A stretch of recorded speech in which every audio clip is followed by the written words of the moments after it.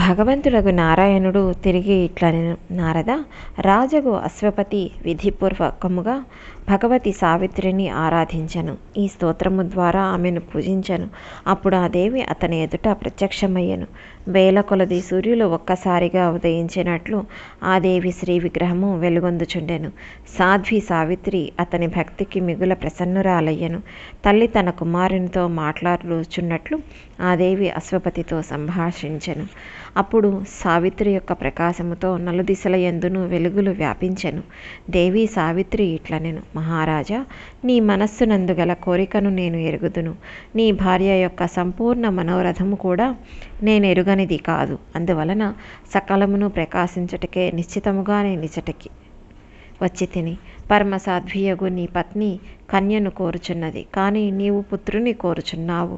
క్రమముగా మీరు ఇరువురిని పొందుదురుగాక. ఇట్లు పలికి భగవతి సావిత్రి బ్రహ్మలోకమునకు వెళ్ళిపోయాను. రాజు కూడా తన ఇంటికి వెళ్ళిపోయాను. సమయానుగుణముగా మొదట వారికి కన్య ఉదయించెను. భగవతి సావిత్రిని ఆరాధించుట చేత ఉత్పన్నమైన ఆ కన్యకను రాజగు అశ్వపతి సావిత్రి అను నామకరణము చేసెను. ఆమె సౌందర్యము రెండవ లక్ష్మి వలె ఉండెను. ఆ కన్య సమయమునకు అనుగుణముగా శుక్లపక్ష చంద్రుని వలె దినదిన ప్రవర్ధమానమయ్యెను. సరి అయిన సమయమునకు ఆ కన్య యందు నవ యవ్వనపు లక్షణములు పొడసూపెను. జుమత్సేనుని కుమారుడగు సత్యవంతుని ఆమె పతిగా పడయగోరెను. అతడు సత్యవాది, సౌశీల్యవంతుడు, నానా విధములకు ఉత్తమ గుణములతో సంపన్నుడై ఉండెను. రాజు రత్నమయ భూషణములతో అలంకృతమైన తన కన్య సావిత్రిని సత్యవంతునికి సమర్పించెను. సత్యవంతుడు కూడా మిగుల కుతూహలముతో ఆ కన్యను చేబూని తన ఇంటికి తీసుకొని వెళ్ళెను. 1 సంవత్సరము గడిచిపోయెను. తదుపరి ఒకనాడు సత్యపరాక్రమవంతుడగు సత్యవంతుడు తన తండ్రి ఆజ్ఞతో సంతోషముతో ఫలములను కట్టెలను తెచ్చుటకై అడవికి వెళ్ళెను. అతని వెనువంట సాధ్వీమణి సావిత్రి కూడా వెళ్ళెను. దైవవశమున సత్యవంతుడు చెట్టు నుండి క్రింద పడెను. వెంటనే అతని ప్రాణములు పోయెను. మునీంద్ర, యమరాజు అతనిని చూసి అంగుష్ట ప్రమాణము కలిగిన అతని సూక్ష్మ శరీరమును తీసుకొని యమపురమునకు బయలుదేరెను. సాధ్వి సావిత్రి కూడా అతని వెనువెంట వెళ్ళెను. సమయమణిపురమునకు స్వామియు సాధుశ్రేష్ఠుడు అగు యమరాజు సావిత్రి తన వెంట వచ్చుటను చూసి మధురవచనముతో ఆమెతో ఇట్లు పలికెను, అయ్యో సావిత్రి, నీవి మానవదేహముతో ఎచ్చటికి వచ్చుచున్నావు? భర్త వెనువంట వెళ్ళుటకు కోరిక కలదేని మొదట ఈ శరీరమును పరిత్యజించుము. మర్త్యలోక ప్రాణులు ఈ పాంచభౌతిక దేహముతో నా లోకమునకు రాజాలరు. నశ్వరులైన వారు నశ్వర లోకములకే వెళ్ళుటకు అధికారులగుదురు. సాధ్వి, నీ భర్త సత్యవంతుడు భారతదేశమునకు వచ్చి ఉండెను. ఇతని ఆయువు పూర్తి అయినది. ఇప్పుడితడు తాను చేసుకున్న కర్మఫలము అనుభవించుటకు నా లోకమునకు వెళ్ళుచున్నాడు. ప్రాణి యొక్క జన్మ వారు చేసిన కర్మతోనే జరుగును. కర్మతోనే ముక్తియు కూడా కలుగును. సుఖదుఖములు, శోకభయములు ఇవన్నీయు కర్మకు అనుగుణముగానే ప్రాప్తించుచుండును. కర్మ ప్రభావముననే జీవుడు ఇంద్రుడు కూడా ఆగును. తన ఉత్తమ కర్మ వలన అతడు బ్రహ్మపుత్రుడగుటకు కూడా సమర్థుడు.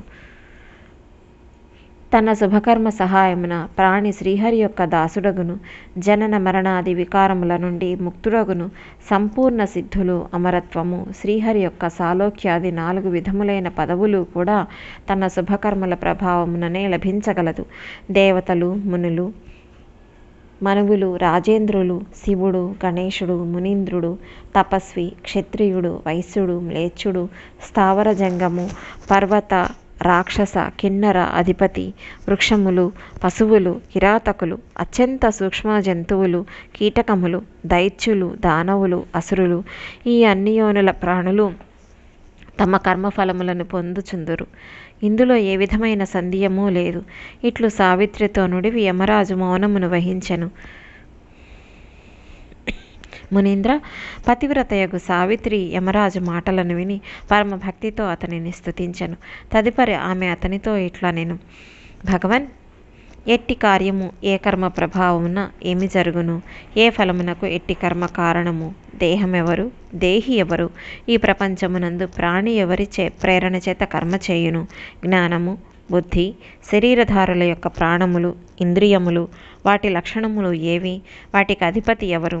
దేవతలు, భోక్త ఎవరు, భుజింపచేయువాడు ఎవడు, భోగమననేమి, దాని నిష్కృతి ఏది, ఈ జీవుడెవరు, పరమాత్మ ఎవరు, వీరందరూ ఎవరు, ఏమిటి, ఇదంతయు దయతో నాకు తెలుపుము అనెను. అప్పుడు ధర్మరాజు ఇట్లనెను, సాధ్వి సావిత్రి, శుభము అశుభము అని కర్మలు 2 విధములు. వేదోక్త కర్మలు శుభములు. వీటి ప్రభావముతో ప్రాణి శ్రేయస్సును పొందును. వేదములలో స్థానము లేని కర్మలు అశుభములు, నరకప్రదములు. సంకల్పరహితుడై దేవతలను అహేతుకముగా సేవించు సేవ కర్మ నిర్మూల రూపమని చెప్పబడును. అట్టి సేవయే ఇష్టదైవము ఎడల శ్రేష్టమైన భక్తిని కలుగజేయును. కర్మఫలమునకు భోక్త ఎవరు, నిర్లిప్తుడెవరు అను దానికి సమాధానమిది. బ్రహ్మోపాసన చేయువాడు ముక్తుడగునని శృతి చెప్పును. అట్టి వానిని జనన మరణ జరావ్యాధులు శోకభయములు ఇవేమియూ తన ప్రభావమును చూపలేవు. సాధ్వి, భక్తి కూడా శృతియందు 2 విధములుగా చెప్పబడినది. ఇది ఒకదానికొకటి విరోధము కాదు. ఒకదానిని నిర్వాణప్రదము అని చెప్పెదరు, రెండవ దానిని సారూప్యప్రదమని నుడివెదరు. మానవులు ఈ రెండిటికిని అర్హుడగును. వైష్ణవులు భగవంతుడగు శ్రీహరిని కొలిచెదరు, అది వారికిష్టము. అది సారూప్యమును ప్రసాదించు భక్తి. ఇతర బ్రహ్మజ్ఞానులకు యోగ పురుషులు నిర్వాణపద భక్తిని కోరుదురు. కర్మ బీజరూపము నిరంతరము ఫలమును ప్రసాదించుట దీని సహజగుణము. కర్మ బీజ ఫలము నొసగువాడు పరమాత్ముడే. అటులనే భగవతి ప్రకృతి యొక్క స్వరూపము. దేవి ప్రకృతి మాయా విశిష్ట బ్రహ్మస్వరూప. కర్మ కూడా వీరి నుండియే ఉత్పన్నమగును. ఈ దేహము నశ్వరమైనది. పృథివీ, తేజస్సు, జలము, వాయువు, ఆకాశము ఈ పంచభూతములు సూత్రరూపములు. పరమాత్ముని సృష్టి ప్రకరణమునందు వీటి ఉపయోగము జరుగును. కర్మ చేయు జీవుడే దేహి అనబడును. అతడే భోక్త. అంతర్యామి రూపమున భుజింపచేయువాడు కూడా ఇతడే. ముక్తిని చేయువాడు కూడా ఇతడే. సుఖ దుఃఖములే భోగ్యములు. ముక్తిని నిష్కృతి అని చెప్పెదరు. సత్తు అసత్తుల భేదమెరుగుట జ్ఞానము. ఈ జ్ఞానము అనేక విధములు. ఘటపటాది విషయములన్నీయును వాసనలకు మూలములు. వివేచనా శక్తిని బుద్ధి అందురు. శృతి యందు జ్ఞానబీజ నామముతో దీనికి ప్రసిద్ధి కలదు. వాయువు యొక్క వివిధ రూపములే ప్రాణములు. వీటి ప్రభావముననే ప్రాణుల శరీరముల యందు శక్తి సంచారము కలదు. ఇంద్రియములలో ప్రధానమైనది పరమాత్మని యొక్క అంశము. సంశయాత్మక కర్మలను ప్రేరేపించినది. ప్రాణులకు నివారించ శక్యము కానిది, కనిపించనిది, నిరూపించరానిది, బుద్ధి భేదము కలది నస్సు అని చెప్పబడినది. శరీరధారులకు అంగభూతమై సకల కర్మలను మనస్సు ప్రేరేపించును. ఇదియే ఇంద్రియ విషయములందు ఎడతెగని దుఃఖమును కలిగించుటకు కారణమైన శత్రువు. కనులు, చెవులు, ముక్కు, చర్మము, నాలుక ఇంద్రియములు కలవు. ఇవి జ్ఞానేంద్రియములని చెప్పబడును. ఈ జ్ఞానేంద్రియములను మనస్సు ప్రేరేపించును. సూర్యుడు, వాయువు, పృథివీ, బ్రహ్మ మొదలగు వారు ఇంద్రియములకు అధిష్టాన దేవతలు. ప్రాణమును దేహమును ధరించువాడే జీవుడు.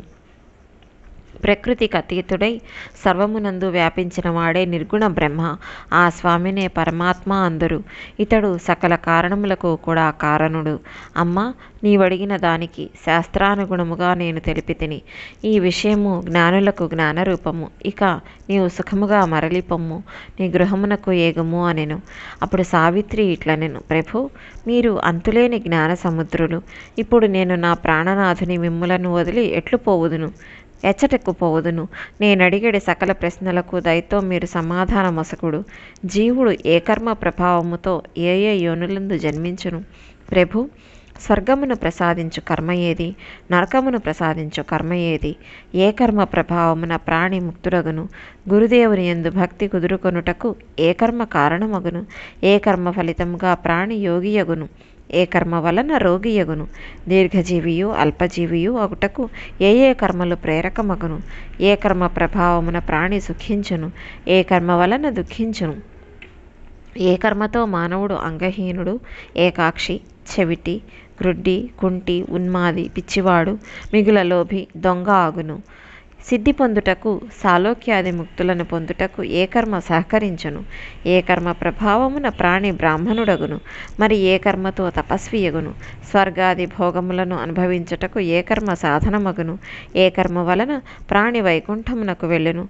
బ్రాహ్మణోత్తమ, గోలోకము నిరామయము, సకల స్థానములందు ఉత్తమమైన పరమధామము.